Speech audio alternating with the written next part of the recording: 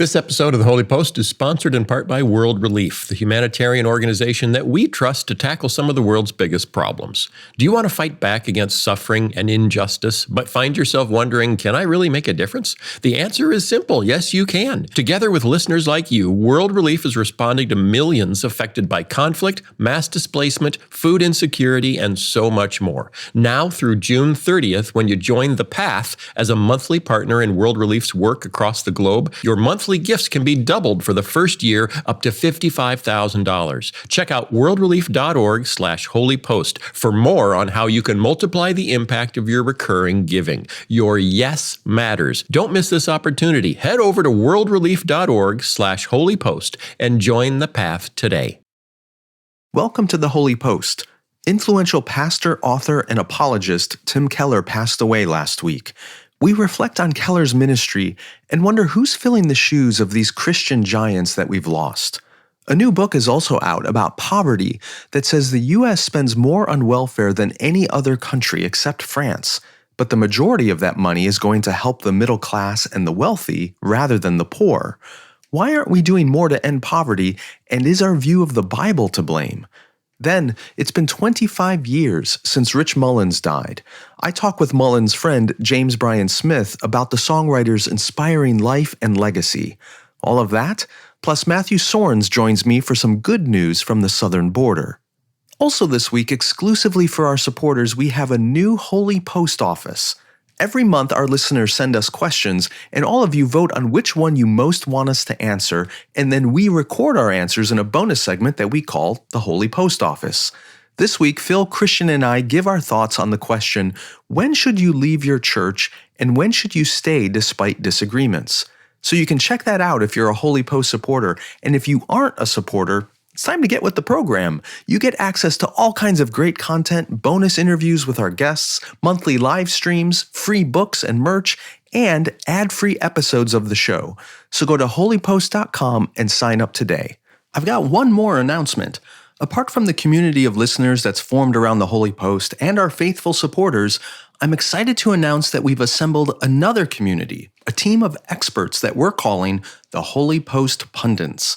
They are brilliant women and men who share our commitment to thinking Christianly and living faithfully in our pluralistic culture. You'll recognize many of the pundits as frequent guests on the show, but others may be new to you. But they are all witty, wise, and leaders in their fields. And you'll be hearing a lot more from our Holy Post pundits in the weeks ahead through articles in our newsletter, videos we're producing, bonus features for our supporters, and more. You can learn more and read bios for all 17 of the Holy Post pundits by visiting holypost.com/pundits.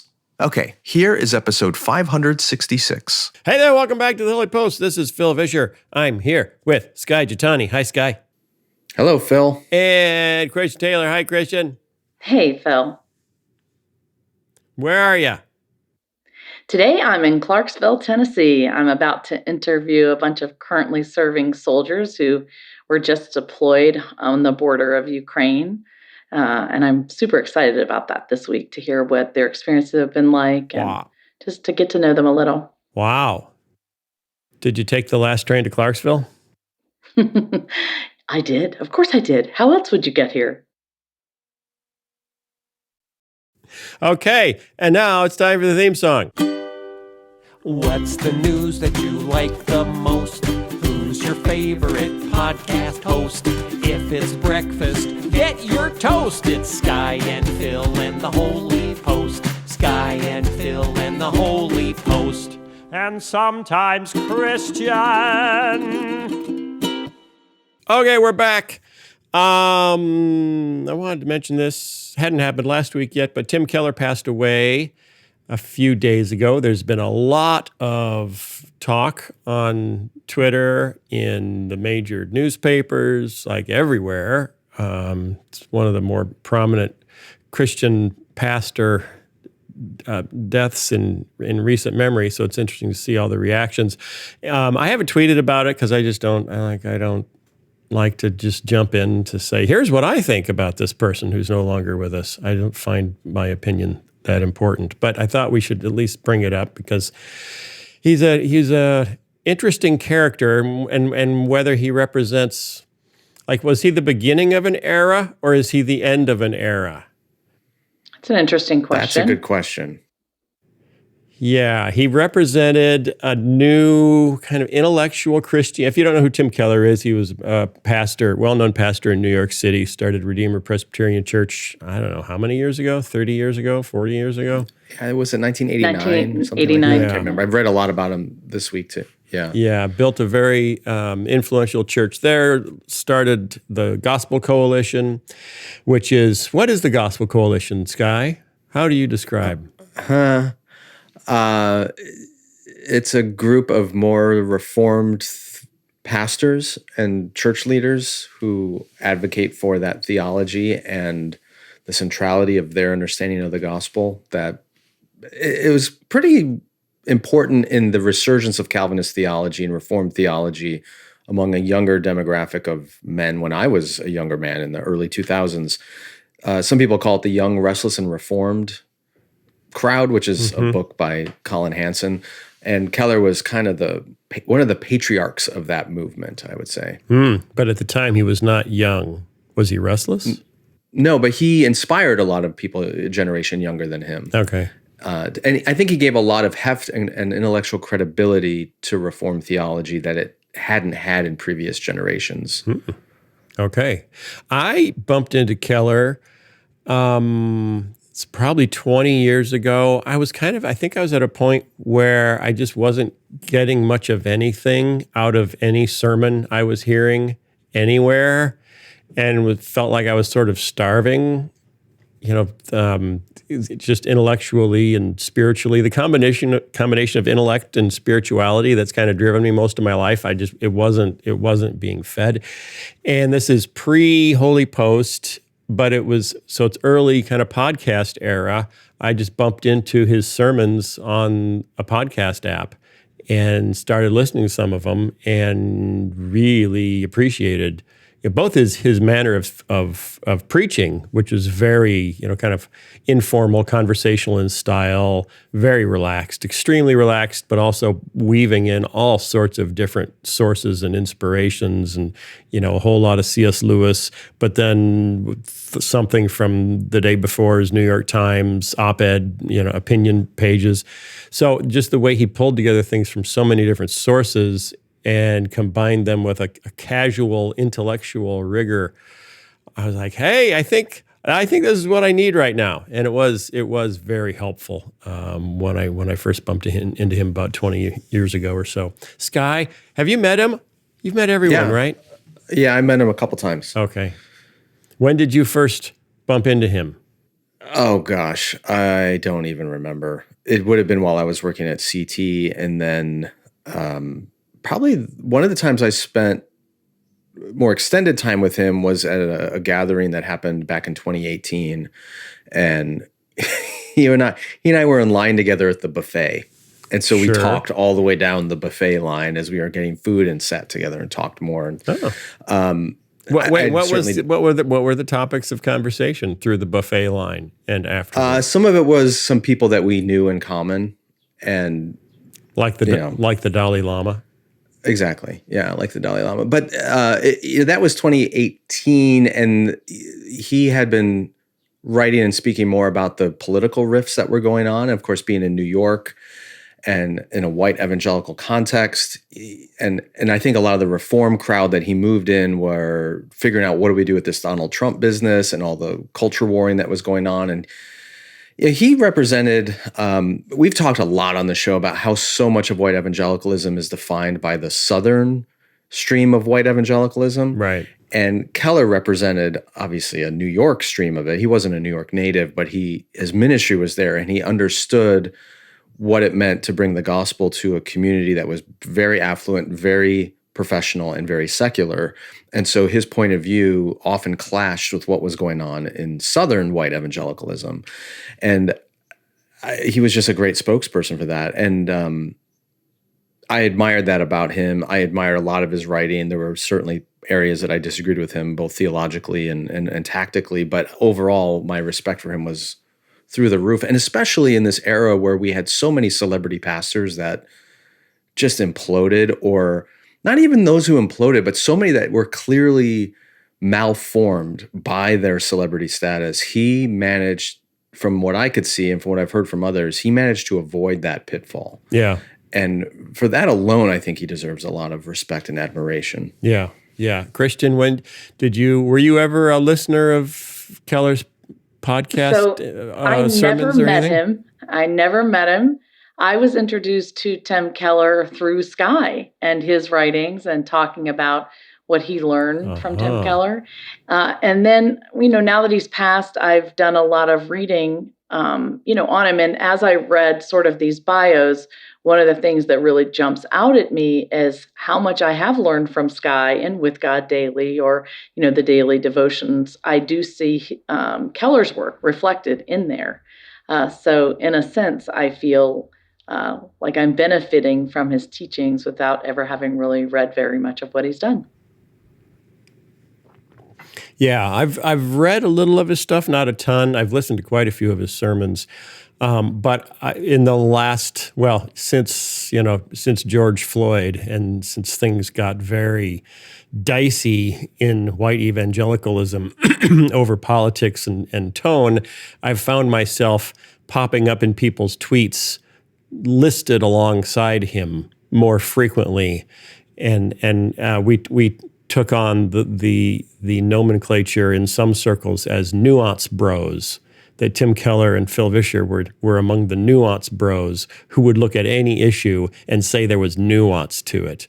And that was not a compliment. It was not a compliment to be a nuance bro, except that I would look and say, oh, it's me and Tim Keller and, 2 or 3 other guys. Okay, I'll take that. I'll take that group. And the accusation is that people like Tim Keller and me didn't want to lose the respect of the mainstream media. Wanted the invitation to write an op-ed in the New York Times, wanted an invitation to write for the New Yorker, neither of which I've ever done nor been invited to do, and it's not going to happen. So didn't play out very well for me. But that otherwise, surely we would have engaged the culture wars more. We would have been more outspoken about whatever the issue is that we're mad about this year. Tim Keller, Phil Vischer, others, David French, Ed Stetzer would be more outspoken if only they weren't trying to curry favor. So that is the stupidest thing ever. Oh, there's many stupid things in the world, Skye. It is. I don't know if I know, but that's among the stupidest. It is if you've been listening to our podcast over the last 12 years. I mean, we have said that in every single thing that we have done is that you cannot boil any of these issues down to complete black and white, or even the Bible. I mean, as you read a lot of those things, it's important to keep, different things in perspective. I think keeping the focus on Tim Keller especially, and sorry, Phil, I'd like to make this about me now. I know. I'm transitioning. He did have a higher profile than you or I for sure, and he did write in the New York Times and all these other kind of secular outlets.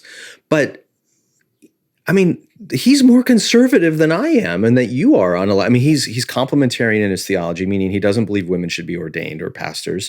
He did not affirm gay marriage. He did not depart from the authority of Scripture. He held to very conservative Orthodox theology. So on what front did he appeal to the secular leaders of the New York Times or the Atlantic or these other journals? So he was pro-social justice. He got more interested in talking about racial justice over the last 4 years. So clearly that's pandering, right? I think we can all agree. Anyone who became more aware of racial injustice in the last 4 years became is woke. currying favor.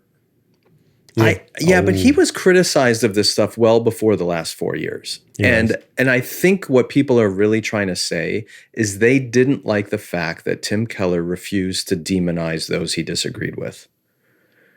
He respected his neighbors, including those who held fundamentally different beliefs and lifestyles than he did. He still respected them. And I remember listening to him talk about having neighbors who were gay and openly saying, I disagree with their understanding of marriage, but they're my neighbors and I love them and they have every right to live without harassment and ridicule as any other American does. And so the respect he showed to people who disagreed with him in a very pluralistic setting like Manhattan is something that people in other parts of the country or Christians in other streams of the church found intolerable, that he would be that kind and gracious to people that they wanted to demonize and ostracize was what set him apart in their minds. And the only way to explain that is, well, he's not really following Jesus. He's not really trying to be an obedient Christian. He's trying to curry favor with secular elites so that he can stay prominent, which is just insanely ridiculous. Because if he were really trying to do that, he would have caved on a whole bunch of other more important issues that the secular world thinks is critical, and he never did. Yeah. Another thing he was known for was the notion of presenting the gospel in a winsome way. The word winsome. If you Google winsome and Tim Keller, you'll get a lot of hits for winsome and Tim Keller. And the idea was that the gospel should be beautiful to people. You know, hearing the good news should actually evoke a sense of good news. And so why are we presenting it in a way that makes, that repels people or that pushes people away or that doesn't paint a vision of the beauty of it? And some of the criticism recently is that, well, the two sides, whatever they are, pick your sides, are now so far apart that you can't make the gospel beautiful because the other side finds everything about it ugly and hideous. So his day has come and gone. The window for being a winsome proponent of the gospel has closed, and now we have to take stands, hard stands, unpopular stands, and we're all going to be hated. Skye, am I right? No. I think, I don't want to put words in Tim Keller's mouth, but I think he would probably say the gospel should be winsome because the gospel is winsome. It's not a tactic. It's just a fact that Jesus himself is really attractive when you see him clearly. And our job is not to make the gospel winsome. It's to just present the Jesus who's really there. And that's not about winsome or combative. It's just who he is. And I think there is, though, a fair, I won't say criticism, but a critique that I think he was, as an older white intellectual, reformed Presbyterian, complementarian person, he had a very that's a lot of isms. Safe position and I know it's a lot of isms, but he had a very privileged and safe position. And I think if there's any critique, it's he could have probably leveraged that position more. Could have risked more. He could have risked more for causes or people who didn't have that kind of exposure. And I think part of it was his theology, is he had what I would argue is a fairly narrow definition of what the gospel is. And there were things that he thought were peripheral to the gospel that didn't warrant the same amount of focus that someone else might argue, no, this is not a peripheral issue. You should make it central. But that's open for debate. And it's a small thing in a grand scheme of a life really well lived. Yeah. Christian, do you have any more thoughts about him? Well, I have two thoughts. One, in terms of where I see Tim Keller in sort of Skye's writings, it is, Skye talks a lot about this ravishing picture. He doesn't use the word winsome. He uses a ravishing vision of Christ and his gospel. And I think that is a beautiful idea. And he's quoted Tim Keller before, I think, talking about that winsome gospel. And so I think that's a very important concept for us all to understand, that if we are caught up in these culture wars, or we are, fearful of other things, I think we do need, the life application lesson is we do need to go back to the Bible and our understanding of who Christ is in order to have a clearer vision of that gospel and how wonderful and ravishing it can actually be. That's thought number one. And thought number two is, as I was reading more after he passed away, I did read about how his impact around 9/11 was so prominent. And I actually, remembered that. There were several pastors and churches, right in New York City that really had an impact on people. And one of the quotes that I read that he said, there was a man that said, "Keller centered me on the gospel of Jesus, which fills Christians with humility and hope, meekness and boldness in a unique way. The biblical gospel isn't like the traditional religion, which demands obedience for acceptance, or like secularism, which we've seen make American culture more selfish and individualistic. And I kind of love that. I think, if we can spend some time, reading what he has written now that he has passed on, I think there's some great things to be gleaned from what he did. Yeah, I agree. He was going to receive an award from Princeton Theological Seminary, the Abraham Kuyper Award, and the school had agreed to give it to him. And then he was coming there to speak, and there was an outrage among students and other faculty saying that he's conservative on these issues. He hasn't moved on these historic issues, and so they retracted the award. But he still accepted the invitation to come and speak. Now he's being attacked on the other side for being too liberal on things like social justice and race. And he wrote a piece that said a Christian should feel at home in neither political party. Neither political party matches what the Bible actually teaches. And that was not at all well received to his right. And there are cases like that where you say something like that and people to his left say, thank you for saying that. People to your right say, you're not one of us anymore. We're going to lose. You're going to let them win points. But then he holds to, historic positions on sexuality or historic positions on gender in his strain of the church. And, the flip side happens. Right. So he's one of those, that I think was increasingly in danger of, kind of holding to a middle way that's an iceberg that's shrinking because you got people on both sides. Like we're on this little iceberg in the middle, trying to hold the middle, and there's people on both sides with hair dryers on high heat, aiming them at our iceberg, trying to melt them as fast as they can. And it's a tough position. And what I probably admire most about him is holding to his convictions, his intellectual convictions, but never getting argumentative about it. Never getting hostile, that he always had. I would describe it as, the aroma of Christ, the aroma of Jesus about him in his interactions. And if I'm thinking about, and this is what I'm sad about, is as I've gone through my life, there are certain figures that have had that aroma. And for looking for male role models, it's people like Dallas Willard, people like Eugene Peterson, and then people like Tim Keller, and seeing some of these giants, not just giants of the faith, but giants of living the faith in a way that smells like Jesus, leaving the stage and looking for the replacements. Like who fills the shoes of Dallas Willard? Who fills the shoes of Eugene Peterson? Who fills the shoes of Tim Keller?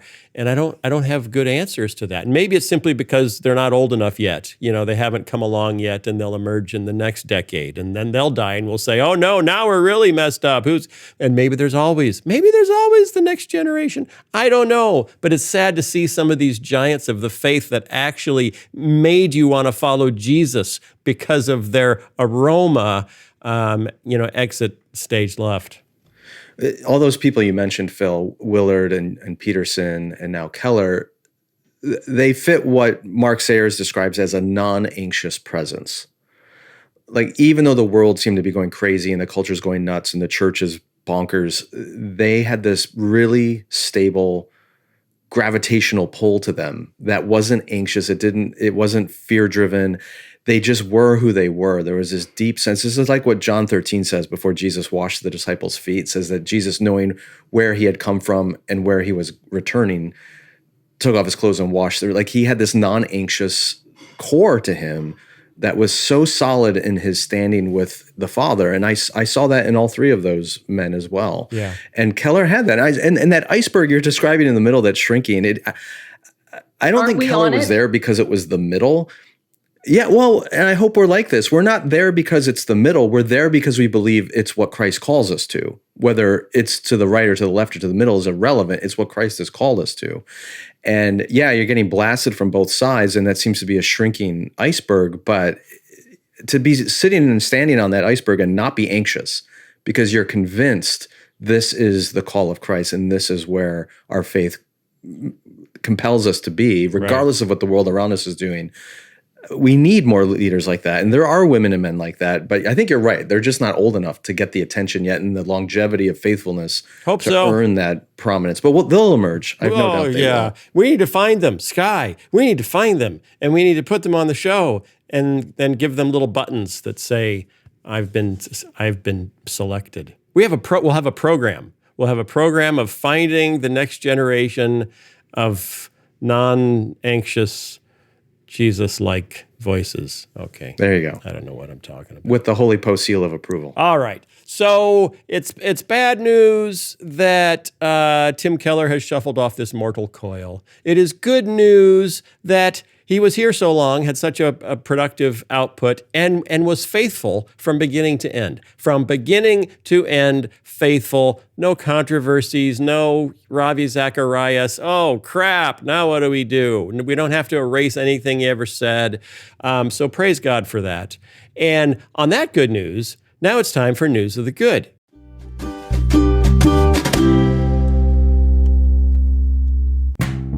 Good news you can use to chase away those pesky blues. Wish you could, I think you should try News of the Good. Matthew Soerens, welcome back. Yeah, great to be with this guy. Okay, so you've been on a lot over the years to talk about especially immigration issues and refugee issues and all kinds of related stuff, which has been in the news a lot in the last couple of years. But there's a new development that a lot of us are hearing about in the news involving Title 42. So let's begin. Just explain what on earth that is and why it's become so important in the news. Yeah, well, to be real honest, I have followed immigration law and policy for a really long time, and I'd never heard of Title 42 until the COVID-19 pandemic. And that's because it's not an immigration law. It's a public health law. It's something that could be put into place by the Centers for Disease Control, not the Department of Homeland Security, which usually governs immigration. So it was put into place by the Trump administration early in the pandemic. We actually know from later reporting that this is something Stephen Miller had been trying to do even before COVID-19 existed, to try to argue based on public health reasons that we should shut down asylum at the border, which is effectively what Title 42 did. So we had almost no one able to seek asylum, which is a legal process under our normal immigration laws, which are actually Title 8 of the U.S. Code, for quite a while. And then when the Biden administration came in, they kept Title 42 in place, which was very disappointing to us at World Relief. We had been calling for it to be retired. They did accommodate to Mexico making some changes. So under Title 42, it's not that people are deported to their country of origin, it's that they're turned back to Mexico. So you have Central Americans and Venezuelans and Cubans and others not being flown back to a country of origin, but just turned back across the border very quickly without a formal deportation. And Mexico made a decision early in the Biden administration. They said, actually, we're not going to take certain people back. We'll take Central Americans back, we'll take Mexicans back, but not some of these other categories. And that is where we started to see people basically being processed under the terms of our normal immigration laws, but based on their country of origin, not based on their eligibility for asylum under the terms of law, which is to qualify for asylum, you have to prove that you have a credible fear of persecution, a well-founded fear of persecution on account of your race, religion, political opinion, national origin, or particular social group. Okay, so to be clear on this, prior to the pandemic, U.S. law stated that if you entered the United States, if you fled to this country seeking asylum because of fear of persecution and these other things, you could reside in the United States during the process of investigating your asylum claim to determine whether or not it was legitimate. And if it was, then you were obviously allowed to remain in the United States. But Title 42 during the pandemic, under the auspices of saying, well, we're trying to prevent the spread of a virus, basically said, if you're seeking asylum, you have to wait outside the U.S. before we will allow you in. And not even that. It just said we're not offering asylum at the border. Okay, so just shut that down completely. Yeah. Obviously, that started. And I should add, I mean, there wasn't ever the promise you got to stay in the United States. Lots of people get detained in detention facilities pending their asylum hearings. And that's what is happening again now with the Title 42 being relaxed. But it did promise you due process. And the due process was basically turned down, completely during Title 42. And then, again, with exceptions for certain nationalities, when Mexico, as a matter of foreign policy, said, nope, we won't take back Venezuelans or certain other groups of people. Okay, so then that obviously started under the Trump administration because that's when the pandemic started, and then it continued under the Biden administration, and the administration has now declared that the pandemic emergency is officially over, which meant you can't keep Title 42 because it's a pandemic-dependent policy. So now we have just a hodgepodge where in some cases, depending on the country of origin, they're allowed under the old rules, but it's not complete? So what's happening now is basically we're going back to normal immigration laws with the caveat that the Biden administration has introduced some new restrictions on who can qualify for asylum. Now these new rules are actually very similar to some things the Trump administration tried to do and that were struck down by the courts during the Trump administration. The Biden administration would argue that theirs is a little bit kinder and gentler and has more exceptions than the Trump administration's proposal, which is accurate. It's still a really troubling proposal from our perspective at World Relief because it is turning back a really long-standing U.S. commitment on due process for those who have a credible or profess a credible fear of persecution. We've never said everybody who shows up should get to stay in. We have said everyone should have the right to have their case heard to make sure that we don't send someone back to be killed, to be persecuted. And again, those new rules are also being challenged in court. I mean, even, who knows how quickly we'll get a legal decision, which could lead to some real chaos. But in reality, we're just going back in general to our immigration laws instead of public health rules. And that will be good for some people. It'll be bad for certain other people.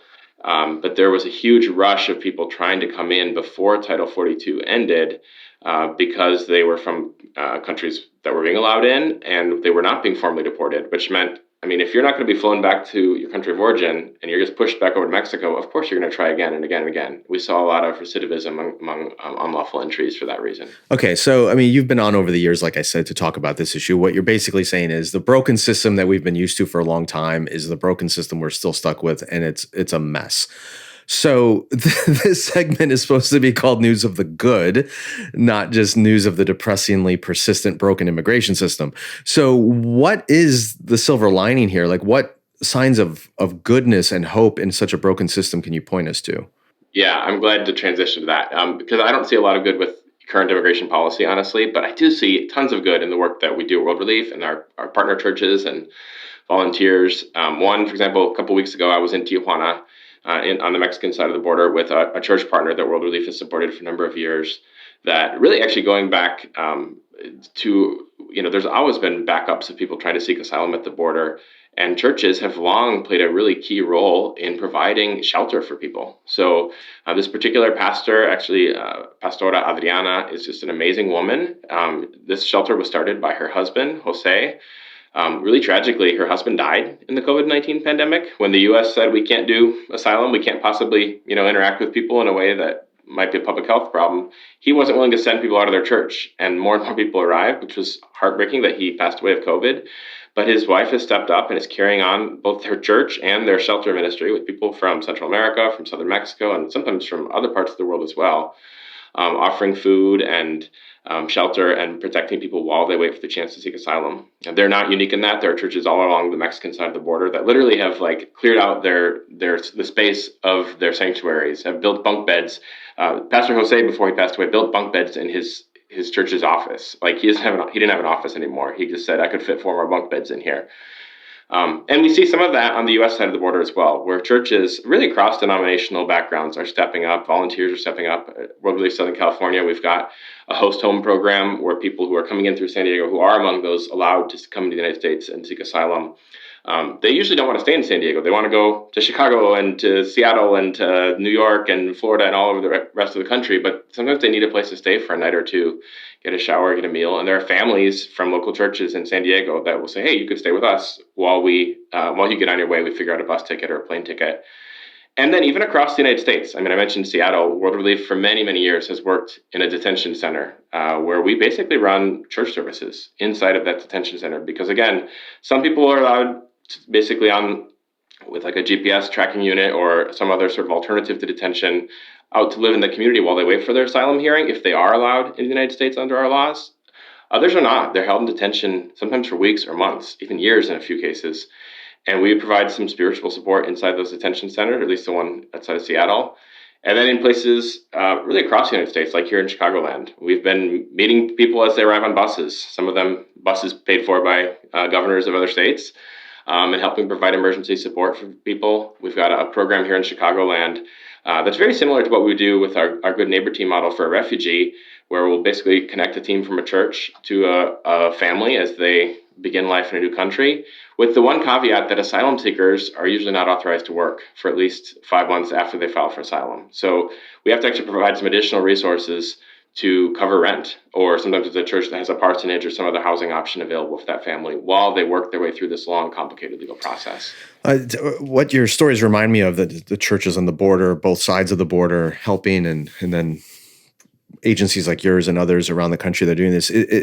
Fred Rogers was asked many years ago, in the midst of tragedies and hardships, what should we tell children in this? And he said to direct them to look for the helpers, because in all these horrible situations, there are people that are helping. And it's just really encouraging to know that there are sisters and brothers around the world, on the southern side of the border, on the northern side of the border, in all these different cities, that are stepping up and helping. They may have different views of the policy, but they have compassion for people in need, and that's what the church is supposed to be. So, Matt, thank you for reminding us of that, and reminding us that this system is still broken and needs to be fixed. But until it is, we need to step up as the people of Christ to do what we're called to do. So thanks for being with us.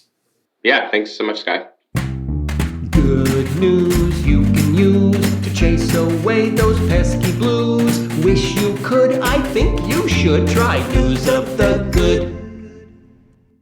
We need to talk about poverty. Poverty. See, I've had this on my list of things to talk about for quite a while, because there's a book that came out a while back that I wanted to talk about, but then stuff always comes up that seems more timely, because as Jesus said, the poor will always be with you.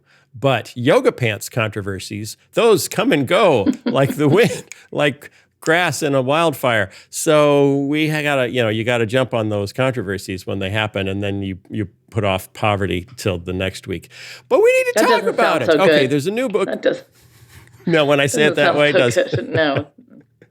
A new book called Poverty by America by Matthew Desmond. It's a book about how and why the rest of us abide poverty and are complicit in it.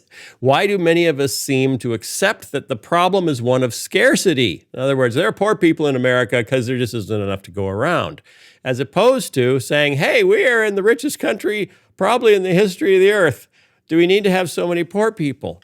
And then he dives into sources of poverty that the premise is really that we make poverty, that we sustain it through some practices in America, that it's not just, well, this is what's happened because of globalization, or this is what's happened because of China, or this is what's happened because, whatever, the economy had a downturn in 2008 or whatever. And he says more and more people have moved away from the belief that if you're poor, if you're homeless, it's because you made bad decisions. So that belief is actually declining in America. But it's been replaced largely with the belief if you're poor, if you're homeless, it's because of these big macro trends that are beyond any of our control. So, which is kind of the same thing. Not much I can do about those big macro trends that are beyond our control. And what he says is, no, we're skipping, Matthew Desmond says, we're skipping a lot of things that we actually do that sustain poverty. Corporations rely on low-wage labor, but so do consumers, who have come to expect the cheap goods and services, the illusory, frictionless food deliveries, the Amazon orders that arrive like conjuring tricks the afternoon you place them, that poorly paid, non-unionized, often temporary workers provide, these cheap goods and services. Landlords are not the only ones who benefit from housing exploitation. Many homeowners do too, their property values propped up by the collective effort to make housing scarce and expensive. We don't need to be debt collectors or private prison wardens to play a role in producing poverty in America. We need only to vote yes on policies that lead to private opulence and public squalor.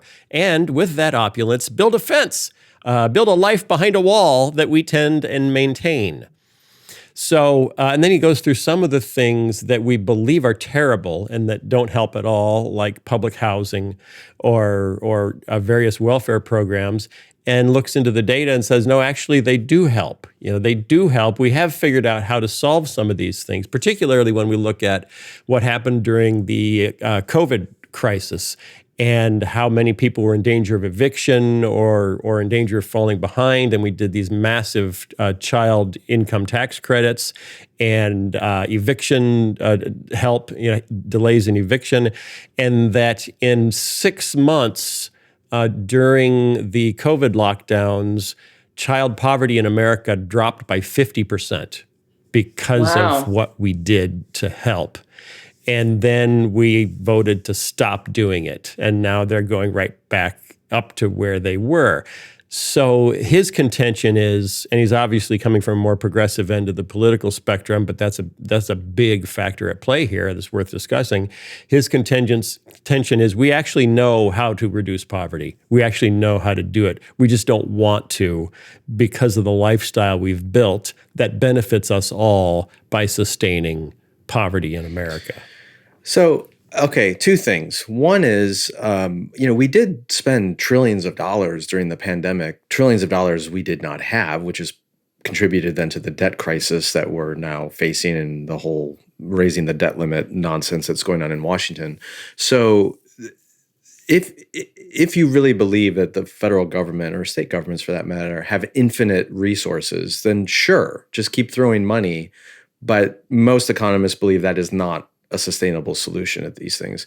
But then secondly, going back to like the 1980s and 1990s, there was all this rhetoric starting with Ronald Reagan and the Republicans, but eventually including Bill Clinton and the Democrats, that basically argued these kinds of welfare programs create dependency and are therefore short-term solutions that lead to long-term dependency and problems. So having not read this book, Phil, I'm curious, like, what does he say about that rhetoric from that era and what was flawed in it? Well, here's another story that I didn't even send to you guys because I wasn't planning on mentioning it. This is a story from the MIT Press Reader entitled "The War on Poverty Did Not Fail." And the contention of this study is that when President Reagan famously quipped that the federal government fought the war on poverty and poverty won, and then a quarter century later, Paul Ryan, the Speaker of the House, said, even though the federal government has spent trillions of taxpayer dollars on the war of poverty programs, it hasn't worked because the poverty rate hasn't decreased. Their research says that's actually wrong, that you're measuring poverty wrong and that poverty has decreased significantly since we have spent that money over those years, and we've just been measuring it in a way that sustains this false narrative that it hasn't done any good. That's too complicated to get into now. We'll post that story if you really want to dig into it. But here's some of the things that have happened since then. Hang on, I got to go to the right. Your first question was, we spent a lot. Can we afford to spend that much? You know, Skye, we're the richest country on earth. In fact, and we spend more on social programs than any country as a percentage of gross national product, GNP, than France. France is the only country that spends more on social programs. But here's the difference between us and everybody else. One of the biggest things we spend on is the homeowner's tax break for interest on your mortgage. That's like $200 billion a year or something. I mean, it's or bigger than that. It's huge. And that does not help the poor at all because the poor don't own houses. They don't get that. Christian? Well, I was just wondering, I know I'm not the sharpest tool in the shed, but why don't you just explain how that is possible? That seems crazy. That we spend that much or that we spend it on that?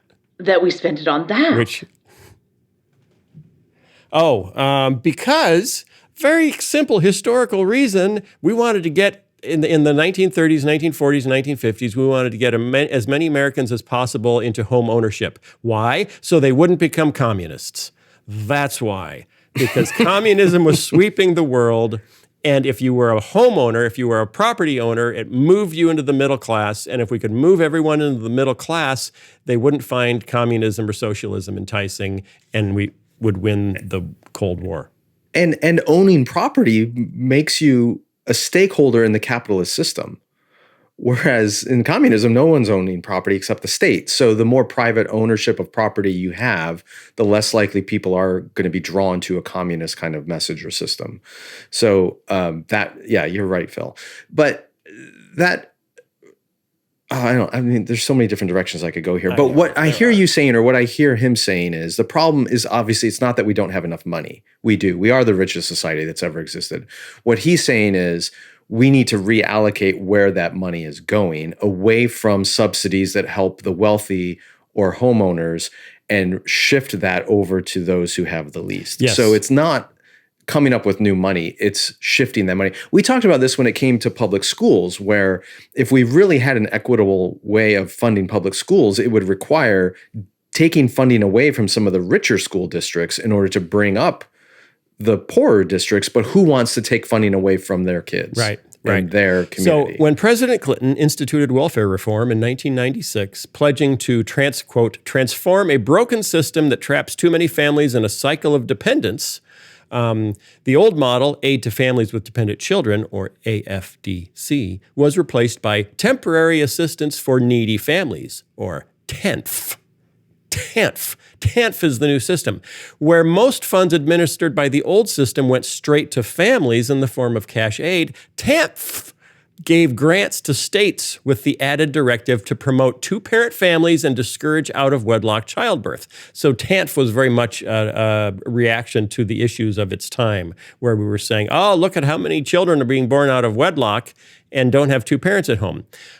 As a result, though, it was up to the states for how to spend the money. The money didn't go directly, hello, trolley's here, time for the land of make-believe.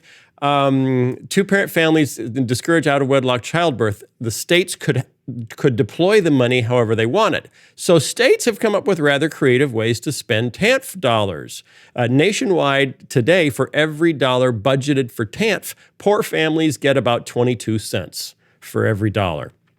Between 1999 and 2016, here's some examples. Oklahoma directed more than $70 million towards initiatives to promote marriage, offering couples counseling and workshops that were mostly open to people of all income levels. So it wasn't targeted to help the poor. It was just marriage therapy for everybody in the state. Arizona used some of the funds to pay for abstinence education. Pennsylvania gave some of its TANF money to anti-abortion programs. Mississippi treated its TANF funds as an unexpected Christmas present, hiring a Christian rock singer to perform at concerts, for instance, and a former wrestler to deliver inspirational speeches.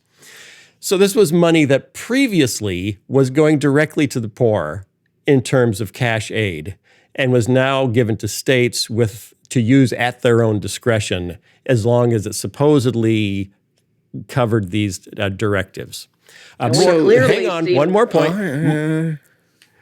Moreover, because states don't have to spend all their TANF funds each year, many carry over big sums. In 2020, Tennessee, which has one of the highest child poverty rates in the nation, left $790 million in TANF funds unspent. They're just sitting on it. They're not spending it on, it's not going to anyone, anywhere. Okay, so my recollection from the 1990s, and I was a high school and college student, was that one of the primary arguments for shifting the program away from the federal government and giving it to the states was it's rooted in this moral concept of subsidiarity, which is actually from Catholic social doctrine. And it's the argument that a problem should be solved as close to the actual problem as possible. So give local communities, give local schools, give families and states more say in how to solve the problems in their own area rather than the federal government, which is far removed from the detailed circumstances, all the power. So in that sense, it made moral sense that you would empower the states to do this. But what it sounds like he's saying is even the states really aren't close enough to the problems to manage these funds efficiently in a way that actually helps people. But we have attitudes towards poverty vary wildly across states. And there are, and it's interesting that some of the states with the highest poverty that also do the least to help the poor are also the states historically that were large slaveholding states. So states with very large minority populations, particularly the black populations, that were Jim Crow states, that rejected any government aid. This is going back to the New Deal. And there's an interesting article about why Americans tend to have a much more favorable view of the New Deal and Roosevelt than of the war on poverty and Johnson. And the suggestion is it's because the New Deal was allowed to be largely controlled by Southern Democratic senators who made sure it had minimal benefit to African Americans. So it fit into the racial hierarchy of America at the time. It didn't upset the social order.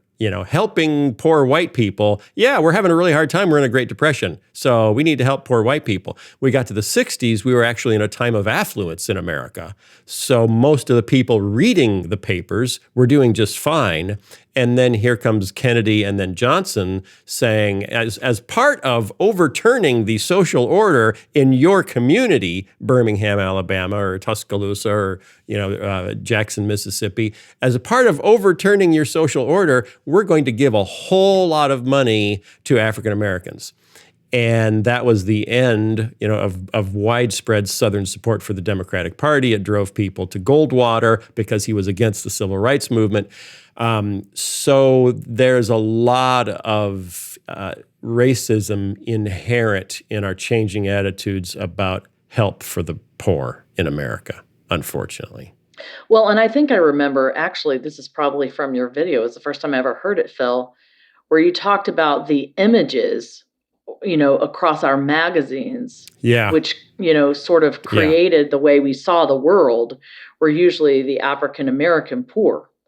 And so, that affected the way that we saw things.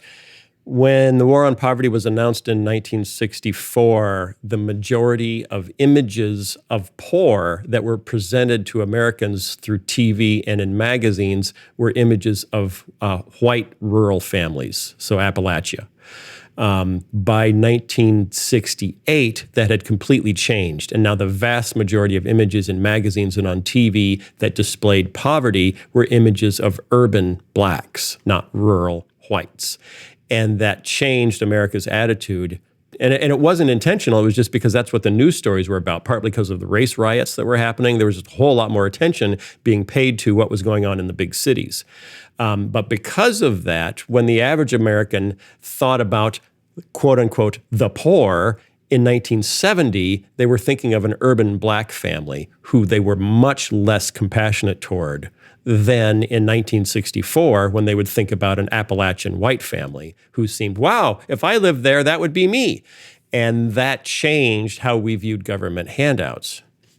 Even though the majority of people in poverty in America are still white. Yes, and the majority of welfare money goes to white families. Yeah, right. And always has, forever. But that's not the point. All of it seems very messed up to me. All of it. Every bit of it. Everything that came out of your mouth just seems messed up. Thank you. And I've been reading, I think I mentioned this, I don't know where it was that I mentioned this. I've been reading Mark Knoll's book on theology and the Civil War. And he goes into detail for how were people in the U.S. defending slavery with the Bible and how were people in the U.S. opposing slavery with the Bible, and goes through the different arguments. And then he goes to Protestants in Europe. How many of them were defending slavery? How many of them were attacking slavery? And what arguments were they using? And how did they review the arguments of the North American evangelicals that were pro or against? And one of the more interesting things that comes out of that is there was a resistance among European evangelicals to highly individualistic interpretation of Scripture. There was much more reliance on, but this is my denominational tradition. This is this is the interpretive tradition I've inherited, whether it was from the Church of England or the Church of Ireland, or just your background as a Lutheran in Germany.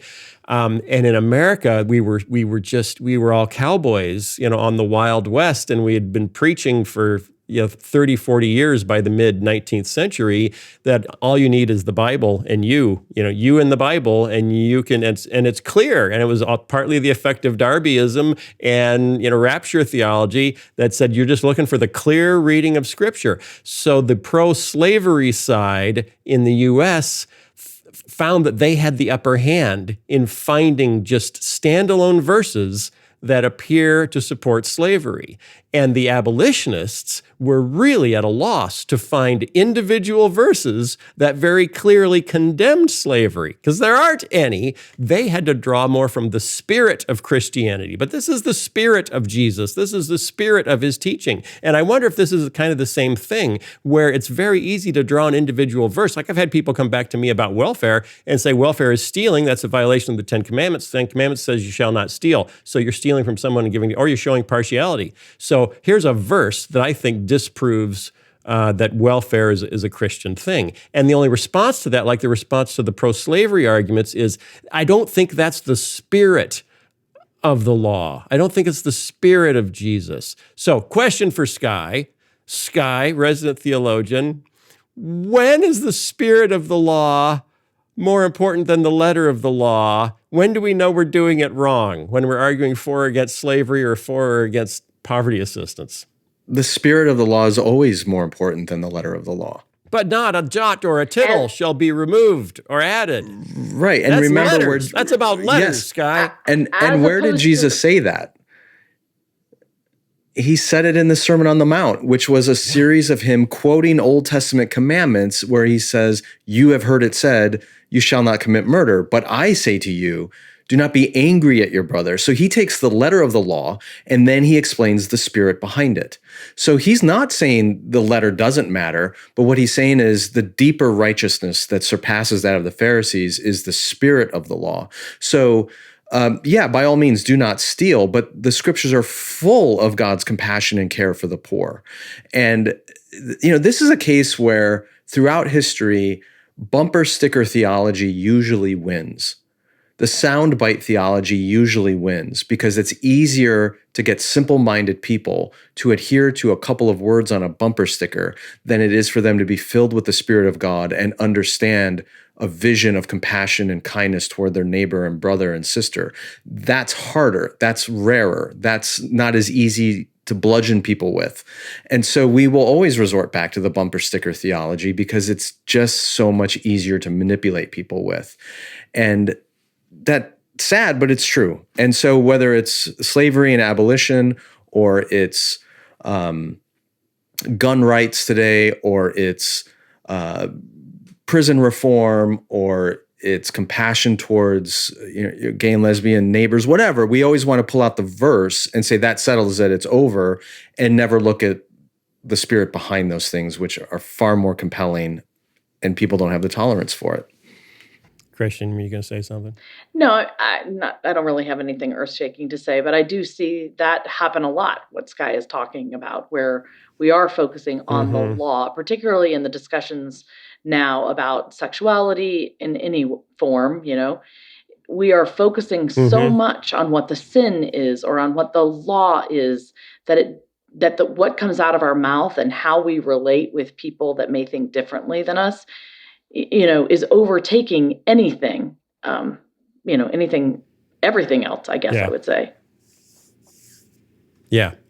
So Desmond, the author of this book, actually lists things that appear to work that we could do. We could do more public housing because we've changed public housing from those giant towers that created, crime cesspools to low-rise, very small unit public housing that mixes in with other communities, and it actually works. We can eliminate exclusionary zoning policies that ban apartments and other multifamily dwellings from higher income neighborhoods. It actually works. He says we should think of ourselves as poverty abolitionists. The goal is singular: to end the exploitation of the poor but the means are many. So there's a lot that can be done, and there are a lot of ways that we keep punishing the poor. For example, if you're African-American or Latino, you're 5 times more likely to not have a bank account than if you're white. And if you don't have a bank account, you tend to rely on things like payday loans and check cashing services, which are all predatory in their fees, and they make tons of money. So 9% of Americans pay almost 80% of overdraft fees.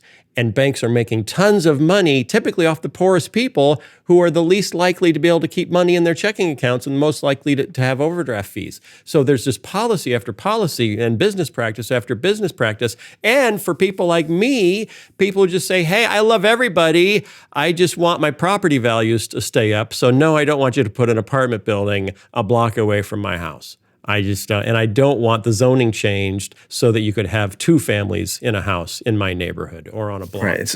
It's NIMBYism. Yes.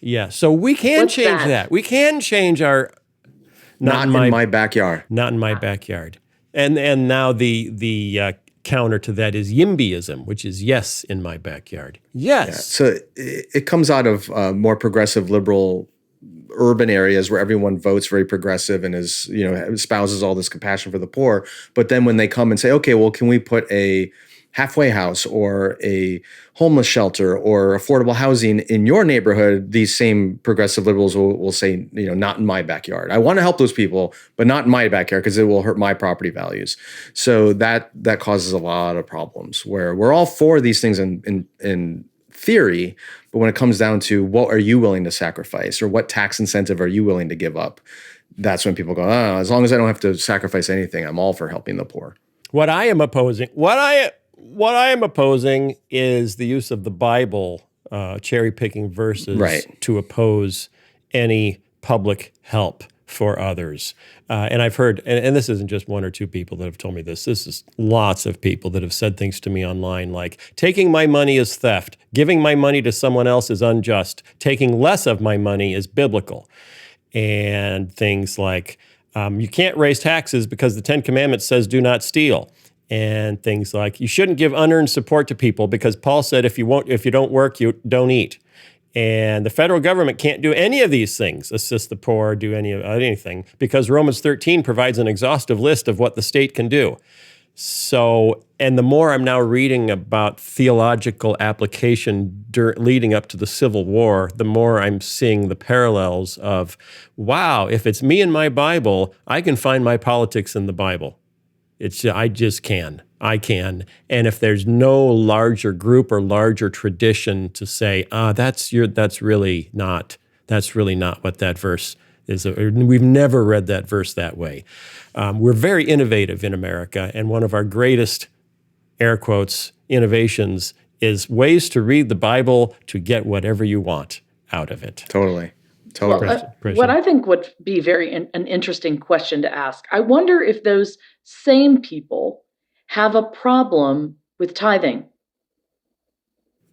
Because because you're supposed to do that. That's a biblical command. Exactly. Because what I have experienced is that those same people that are complaining about, sharing with the poor or whoever is in need, they still are adamant that they're going to make their 10% tithe, and they feel that that's fine. Yes, because that's how it's supposed to work. That's how it's supposed to work. The church is supposed to take care of the poor, not the state, because of Romans 13. So it's all fluey. Anyway, we got a great guest for you today. We're going to talk more about poverty because, frankly, poverty is hurting a lot more kids than Drag Queen Story Hour. I know that's a radical statement to make, but I'm going to stick with it. And we can help more kids by doing something about poverty than we can about pulling a few books out of a school library. Okay, another radical statement. I've just made it, and I'm sticking with it. So send your hate mail to Skye at... Don't finish that sentence, Phil. Skye. Don't finish that sentence. Okay, sorry. Thanks for being here, Christian. Thanks for being here, Skye. Guest coming up, and we will see you next week. Goodbye. Bye, everybody. Today's episode is sponsored in part by the Wheaton College Graduate School. Are you a lay leader in your church longing for more training to help you help others? Are you someone with a passion to work with hurting people and people on the margins of society through counseling? Would you love to dive deeper into a particular area, the Old or New Testament, with focused training from globally recognized scholars? You can equip yourself for service through one of the many programs at the Wheaton College Graduate School. The Graduate School at Wheaton College intentionally fosters an environment of academic inquiry and diversity of thought, where different perspectives are are appreciated and insightful conversations happen every day. And many of the programs are now offered in a flexible learning format, so you don't need to leave your work or ministry commitments to earn a graduate degree. So what are you waiting for? Enhance your faith and your work with a program of study at Wheaton. Go to wheaton.edu/holypost to explore more than 20 different master's, doctoral, and certificate programs. That's wheaton.edu/holypost. This episode of The Holy Post is sponsored by Faithful Counseling. Sometimes life feels like I'm lugging around a 1,000-pound backpack full of yuck. Sure, I can unload all my struggles on my friends or my spouse or my dog, but often it's more productive to sit down with a trained therapist. Therapy is expensive, though, and finding a therapist who shares your faith convictions is hard.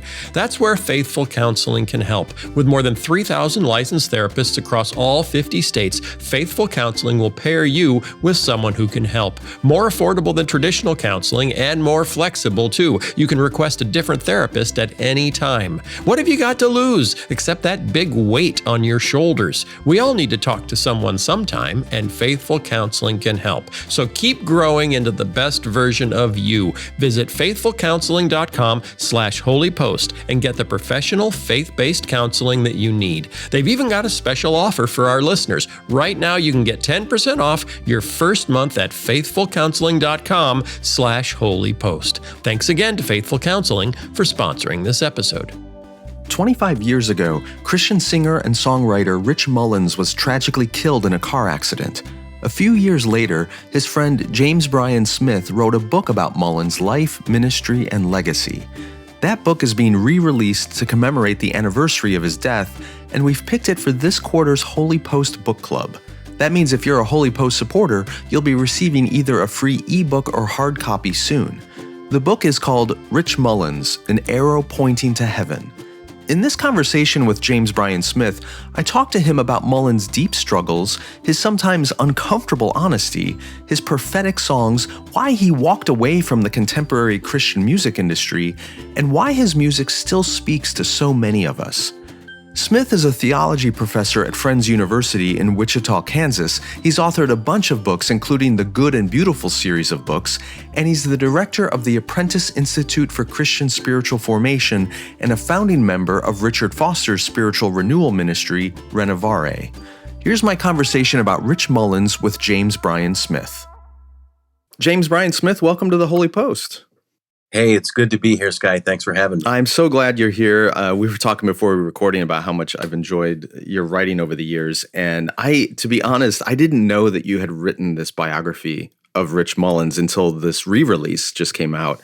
And I plowed through it. I'm 47. I was a high school and college student when Rich was sort of at the peak of his popularity and when he passed away in 97. So his songs deeply impacted me, and I'm sure many of our listeners as well. Let me begin with this. So how did you know Rich? You talk about it in the book, but share with our audience, how did you know Rich, and how did you get roped into writing this book about him 20 plus years ago? Yeah. Well, Rich was a student at Friends University. I teach at Friends University in Wichita, Kansas. And he had quite an interesting journey to get there. His music career had soared. He was at the top of his game, if you will, and but he just said, "I don't want this. I don't the success, the fame, the money." For him, music was an art form, and it was a way to lead people to God. So he saw what was happening in Nashville, that they were trying to make him into some kind of celebrity, and he ran. He just said, "I got to get out of here for my soul's sake." So he went to Wichita, where his college roommate's dad, I know this is confusing, but lived, and he was this godly man. And so Rich said, I need to be mentored by a godly older guy who just can help me get grounded. So he moves to Wichita to be with Morris Howard. 6 months into getting to Wichita, Morris dies. And so he has a heart attack, and it was very sudden. And so Rich is like, well, God brought me to Wichita. I don't know what I'm going to do. So he had a heart for teaching music to Native American kids on the reservation. He had a love for Native American people. So he said, I want to get a music education degree and go teach music on the reservation. He did not need a degree to do that, but he thought, I do. And he never finished at Cincinnati Bible College, where he went for, I think, 7 years and didn't graduate. So he was on the long plan. So he ends up at Friends University, and there he is on our campus, and he's non-traditional. He's in his mid-30s, and long hair, tattered jeans, white T-shirt, looks maybe homeless. So I saw him on campus, and I said to a student, like, should I call security? Like, who is that guy? And she's like, that's Rich Mullins. I said, you mean Awesome God guy? And she said, yeah. So that's him. He doesn't look like the album cover. So he came to chapel that day. I was leading chapel. And afterwards, he came and visited. He came to our house that night. My wife and I lived near the campus. And he came over like 10 o'clock at night, comes into our room, like, okay, here comes Rich Mullins. And we hung out for like 2 or 3 hours. And then he just kept coming back. And then we had an attic apartment, and so his friend and writing partner, Beaker, got married, and he said, you keep the house that he had been renting. He goes, and I'll just find a place to live. And he said, can I live in your attic apartment? So I was like, why do you want to live with us? We were young married with a 1-year-old. Why would you want to live with? He goes, because it's real life. That's what I want. So he moved in with us and was there for 2.5 years. And then that's where he and I really became close. Yeah, when I read through this book, obviously not knowing Rich at all, but knowing his music really well, the portrait you present of who he was, I'm glad to say, like, perfectly fit what I assumed he was from his music. And the idea that he would just show up at your house at 10 o'clock at night, hang out with you a couple hours, and eventually ask if he can live with you just so fits what I imagined him to be like. You mentioned that he left Nashville for Wichita because he really got soured on the contemporary Christian music industry that he was a part of. And that pops up a number of times in the book. Here's a quote from page 32. This is Rich. He says, "The Christian music industry is a capitalistic endeavor, period. And if anyone is interested in spiritual vitality, they need to invest themselves in a church, not in an industry." Do you have any further insight into what soured his view of the Christian music industry so much that he wanted to flee out of Nashville? Yeah, I think he saw that they were wanting to make him into a celebrity. They literally talked about, like, when he would tour, to have laser lights and smoke machines and teach him to dance, for heaven's sake, to be cool and hip and build a brand around him. And he was like, this is about Jesus. It is not about me. This is a guy who went barefoot on the stage. I mean, in jeans and a T-shirt. He did not care about that stuff. And it wasn't an act. It wasn't sort of defiance. He just said, this is not good for my soul. He saw what it was doing to him. We had a lot of conversations because, Skye, as an author yourself, I mean, we do care, like, that people buy our books or buy our albums. I mean, he cared about the success side of doing a good work and people appreciating it. But, that can easily flip over into, I'm really caring about that. Like, I care more about sales and money and success than I do the art of what the music is. And then, of course, for him, that it would take people to God. And that was the danger he saw. This is happening to me, and I got to get out of here. So along those lines, Rich had a very prophetic voice, and in his music and in his writings and in the things he shared, sometimes that prophetic voice was positive and affirming of the gospel and what God was calling us to do. Sometimes it was very negative, including some of his critique of those industry. So I want to talk about both sides of that. First, the positive. You talk about in the book how in the last number of years of his life, he really came to almost singly focus on the love of God in his concerts and in his writing and his music. He was deeply influenced by Brennan Manning. Talk more about that. How did he come to this view of the centrality of God's love rather than the other aspects of the Christian life, be it the cultivation of virtues or mission or other things? Why so focused on that one aspect? Well, I'm going to sound like a psychologist here, but the big pain in Rich's life was his relationship with his father. His dad was an Indiana farmer, and Rich was this artistic kid who couldn't play basketball and couldn't farm.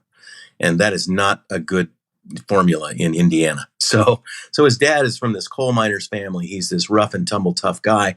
What am I going to do with this artistic kid who is a savant? I mean, he was playing music with just by ear at 7, So he didn't know what to do with him. And he never felt his father's love. And, so many times we transfer our earthly relationship with our father onto God. And so he had this love for God and also this idea that God could never love him as he is. And so he was actually driving across the country. He was touring, and he was in his truck with his friend Beaker. And Beaker had said, man, I got this tape by this guy, Rich Mullins, or Brennan Manning, and people say it's really amazing. Can we listen? And Rich was like, I don't want to listen to a preacher. I don't. But he popped it in. And Brendan had, as you know, had this prophetic, his voice was that deep voice, God loves you and you need to accept. And so he listened to this tape driving somewhere on some highway in America and had to pull the truck over because he was bawling when this idea that God loved him as he was, and not as he should be, as Brendan would say, and he's never going to be as he should be. That hit him really hard and was a real turning point for him. And I also write in the book about a retreat he went on with Brennan that was, I think, the biggest spiritual moment of his life. And that was very late in his life, right? That was just like 2 years before he died. And that was after his father had passed away, hadn't he? Or right. And it was that the letter writing story where he? Yes. Yeah. So this, as you retold it, Brennan asked him to write a letter from his father to himself, and had a really cathartic, powerful impact on him. And it's a moving story. On page 64, you record this story that Rich would often share. He said, when I was in Thailand, I met this missionary, and I was talking to her, and I said, I just want the Lord to use me. And she said, well, forget it. God doesn't need you for anything. God doesn't want to use you. He wants you to love him. And that just jumped out to me because a lot of the stuff I've written in the places I speak, that's essentially the message that I'm carrying as well. And I'm still struck to this day how many people can spend decades in a Christian community or a church and not really grasp that message. They really have internalized the idea that God primarily wants to use me rather than just have me. And looking back on my own formation, realizing that a lot of the music of Rich Mullins planted that seed in my head as a teenager that it took me a long time to really grasp, but now I feel like that's central to my ministry and what I'm calling people to. And it's just remarkable to see that legacy as it's transferred from a Brennan Manning to a Rich Mullins through his music to, a high school kid in Chicago like me, and then on it goes. But it is that enduring message that we so deeply need to hear. And it's just sad that so many of our Christian communities don't put that in us, and instead we get something else. Okay, on the negative side of his prophetic voice, he was very critical of the megachurch movement, which was really flourishing at that time in the 80s and the 90s, and the prosperity gospel, which was kind of adjacent to that. What bothered him so much about those popular movements? Well, the idea that it's self-gratification, that would be the prosperity side, and then the entertainment side of the megachurch. And, in order to grow a big church, in many cases, you have to entertain people. I mean, you have to find a way to draw a crowd, and I think he saw that, and it was just so different than he grew up in Richmond, Indiana, and on his grandma's side, they were Quakers, real simple, basic churches, simple as you can get, literally simplicity, right? And then the Christian church that he ended up going to that was part of his dad's side, he felt like the church was this. He loved the church, like he really loved the idea that there's someone, we're going to read the scriptures, someone is going to exposit the scriptures, and God's going to speak directly to us, and we're going to sing our songs and do our liturgies as whatever they are, even the Quakers, right? But so the megachurch looked like this is just, again, what he fled Nashville from, which was the lights, the sound, the smoke machines, whatever it takes to draw a crowd. So he was very critical of that. I think it was probably his Quaker roots, Skye. I think because the Quakers at their basic is like, it's us and God. Right. We don't need no intermediaries at all. We just listen for the leading of the Spirit. So the megachurch would be sort of the opposite. One of the things that comes through really clearly in the book and multiple chapters is just his authenticity, his transparency, and his sometimes uncomfortable honesty. And it seemed like those are qualities that the mega movements of the age don't really value. It's hard to be really transparent and vulnerable and honest in a mega church setting, whereas a small group of Quakers gathering together and sharing intimate, like there's just less to encumber that. Speaking of his honesty and transparency, what drove that for him? I mean, there's so many people who are public ministry folks, whether they're musicians or public leaders, that don't share as honestly as he did. But what was it about him that led him to be so open about his struggles and doubts? And I mean, he just laid it all out a lot, not just in his music, but between the songs and with people he was around. How did you understand that honesty and vulnerability in him? Yeah, he just hated mendacity. He hated when anybody wasn't completely authentic and real. I mean, there were times in our friendship when, if I said or did something that was just a little fake, he would call me on it. He just didn't have any tolerance for that. He wanted to be real. And you said it well. It was actually, in many cases, it was uncomfortable. His rawness, his realness. He would just tell you stuff. And early on in our friendship, he did that. He said, look, I want to be friends with you. And people like me now because, see, when I met him, he was already pretty famous. Right. I mean, when he lived with us, that's when Liturgy Legacy Ragamuffin Band album came out, which I think is his best album. And so he was at his peak in terms of his work and his success. And he knew that people liked him because he was Rich Mullins. I mean, he would say that. And so he was like, I'm going to lay it all out. And he laid it all out. I mean, he confessed in an uncomfortable way to me. But he did that because he wanted authentic relationship. And I think he found that hard to find, particularly after he'd become more famous. Yeah. At one point, you quoted him as saying adoration is probably more addictive than any drug in the world. And he had people who adored him, as people who can play guitar and sing and perform often do. Was it those relationships like his friendship with you that kept him grounded? Did he have other things that he built into his life that prevented him from becoming addicted to that adoration? He did, and you named it. It was these friendships, and the interesting thing about Rich was he lived with us for 2.5 years. I felt like this dude is my soul brother. Like, we are super close. We have shared at a deep level. We love each other at a deep level. And when I was asked to write the book, then I spent a couple of years, about 18 months, really interviewing all kinds of people, and I found that there were like 25 people that had that same feeling about Rich. Like, I'm glad I thought, I was the one who knew him well. And they're like, I'm glad you say that. Close with this group and this group. Because as I was reading through the book and you're dropping a name after name after name and quotes different friends of his. And I'm like, how many intimate friends did this guy have? Like, I'm thinking if I died tomorrow and somebody wrote a book about me, you'd be lucky to find 2 or 3 people that could speak this deeply about me. And this book is just filled with people who felt like they were intimate friends with Rich Mullins. And I'm like, either they're delusional or he really built these kinds of friendships everywhere he went. Yeah, he really did. I mean, from the Cincinnati Bible College days, that crew of people, and they're prominent in the movie, the Ragamuffin. You learn about them, but that crew. There were folks in Nashville, people that you just didn't even like. Wayne Kirkpatrick, the singer-songwriter, mainly songwriter in Nashville. But I got to spend time with Wayne because he's written some songs I really love. So like Eric Clapton songs. This guy's amazing. I had no idea how close they were. They were super close friends.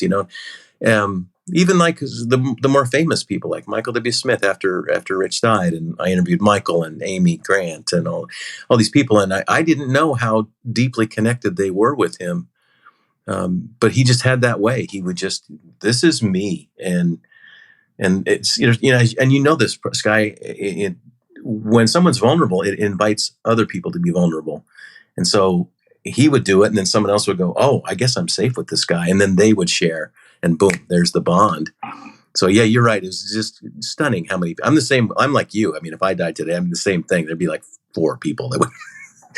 Yeah, some of us don't have the relational capacity of others, I suppose. No, it's too hard. I'm an introvert. So, as am I. So one of the as I step back from the book and kind of look at the portrait that you've painted here, you can like pick apart and isolate these different parts of who Rich was, but when you begin to look at the big picture, it sort of makes sense. If he didn't really care about the fame and maintaining the brand of Rich Mullins, then it was easier for him to be honest about the foibles and failures and temptations that he had, because he wasn't trying to safeguard a reputation. And connected to that then was he didn't care about the money. And you tell this great story of Richard Foster being at your house and meets Rich for the first time, and Richard Foster comments on Rich's T-shirt and how much he liked it, and he just immediately took off his T-shirt and gave it to him. Talk about it. I mean, he obviously made a lot of money because of the success of his songs and his albums and concerts and stuff. Talk about his view of wealth and his commitment to simplicity. What did he say about that to you, or what did you notice about it in his life? Oh, so much. I mean, oh my goodness, that was one of the more stunning things, because we live in a culture where, that's of great value. And when he lived with us, I mean, I was, college professor. I wasn't making much money. My wife's a teacher. We're living in a pretty simple house, in Wichita. And here's a guy who could buy our house 4 times. I mean, he could have lived anywhere he wanted to. I mean, I would sometimes see these royalty checks that would come. I was like, dude, that's a lot of money. But he said he gave all of his royalty checks to his accountant, my good friend Jim Dunning. And he told Jim, he said, look, I don't want to know how much I make. Just give me whatever the average working man's wage in America is, which I think was $28,000 at the time. And he said, just give me an allowance. And literally, there was a time when we talked about going to a movie. I think we were going to see Men in Black or something. But we're like, we should go see that movie. And he was like, well, let me see if I have money to do that. I was like, you could probably buy the theater. I mean, but because he lived on this allowance, he just didn't want to know. He didn't care for that. It wasn't important to him. And I mentioned this in the book that after he passed, when we gathered everything that he owned, we put everything he owned in an 8x10 room. I mean, he didn't amass stuff. He didn't care for it. It wasn't. He just saw through that the material stuff doesn't actually make you happy, and most of us are still living on that drug. There's a quote I want to pull up again. This is page 166, is it? Oh, no, that's the wrong one. 152. You quote his friend, band member Paul Madeira. Is that how you say his name? And is it Phil? Phil Madeira. Yeah. He writes this: Rich was a broken man. So many public ministers hide their humanity. Rich failed to act the culturally expected role of a minister. His reliance on God's grace was one of desperation, which is really what everyone should be. It's just that most of us rely on our success and our works, houses on shaky foundations though they are. What did Rich rely on to find the courage to live simply, live humbly, confess his shortcomings? What was the core that gave him the strength to do that, in your estimation?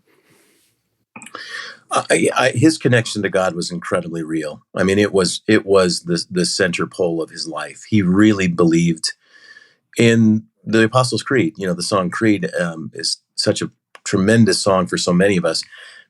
But he really believed that. I mean, he believed in the teachings of that. I mean, he read Chesterton's Orthodoxy like probably 4 times. He just felt like that our faith, our story was the grounding for him. And eventually the love of God was the grounding for him.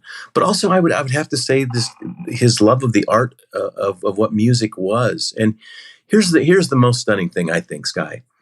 We're 25 years after this man has passed. His fan base, the people who listen to him, it's still incredible to me. When we had a 25th anniversary of his passing in September, we chose to not the day he died, but his birthday in October 21st. We had like 500 people come from around the country, to fill this auditorium. We put together a band of his old bandmates, and they played his music for 2 hours. People were weeping. People were so moved.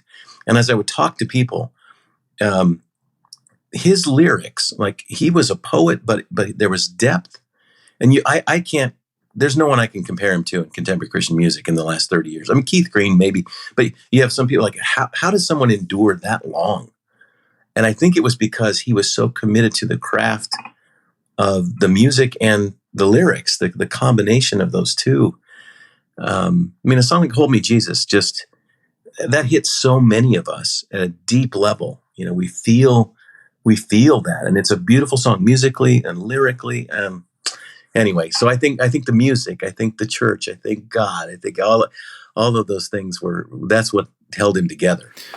Yeah, his music, I think part of the enduring value of it is, for me, it feels like contemporary Psalms, in that the Psalms, the strength of the Psalms, I'm going through a series right now writing about the Psalms, and their strength to me, obviously the poetry and a lot of the music is lost to us because of the language barriers and time and distance, but the core of the Psalms is their brutal honesty. Like we get a glimpse here of a real human creature struggling with God. The good, the bad, the ugly, the celebratory, the painful, the doubts, all of it is there. And it just strikes us as true. And Rich's music is like that because he was so real and authentic, and the music poured out of who he was. And it in a way that a lot of contemporary music, it just feels so fleeting and ephemeral. Okay, I got to stop you and say, man, I am stealing that, Skye. That is a brilliant comparison. I mean, it's like the Psalms.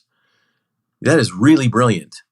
You go, man. That's awesome. I'm going to use that because I never even thought about that. The Psalms are so honest and transparent. They're just like painfully transparent, like we've been talking about, and yet lyrically so beautiful. Yeah. And that's great. Rich, I don't know all of his music intimately, but he covers the waterfront. I mean, there is celebration in his music.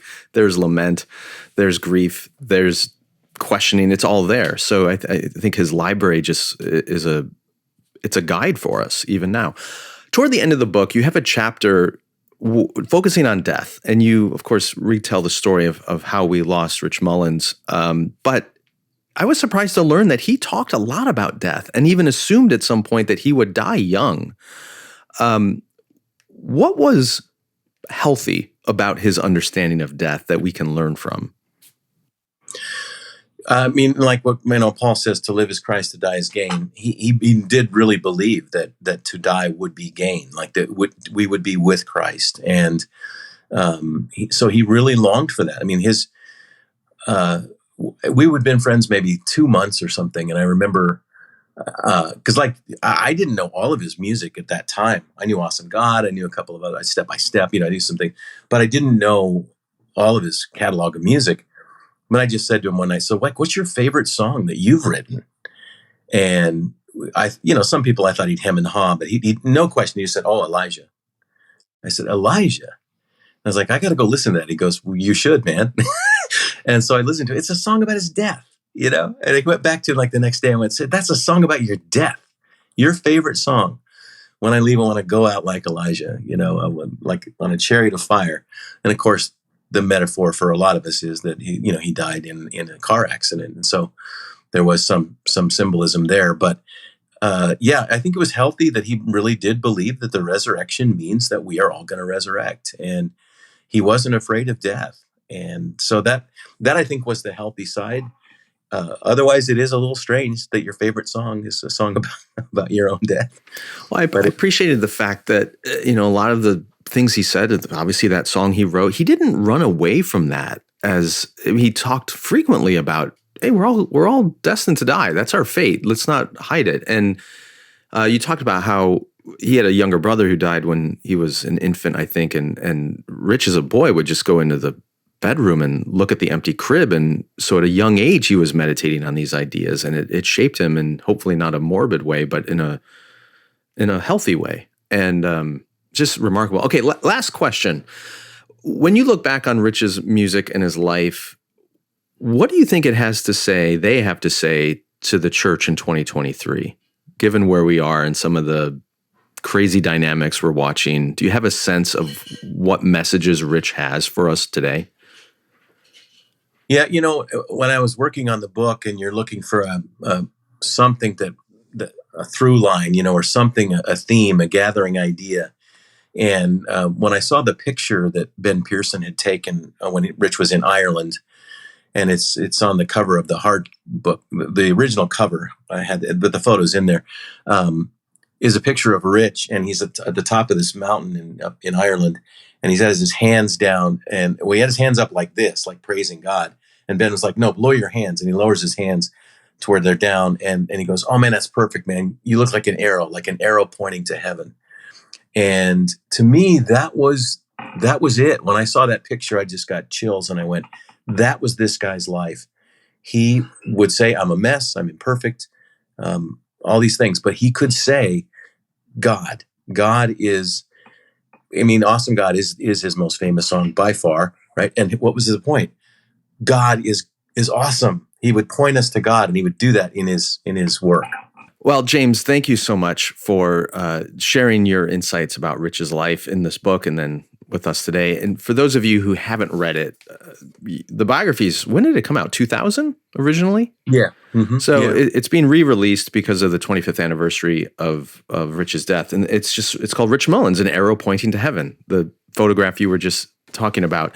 And for those who grew up in the 90s like I did and are familiar with Rich's music, you'll love this book because, as I said earlier, it just confirms everything you assumed about Rich and offers a lot more detail and texture. And for those who don't know the music or the man, given the, I hate to say this, but the bankruptcy of a lot of Christian art right now, I think this is just a refreshing introduction to a life well lived and a beautiful musician that contributed so much to the church.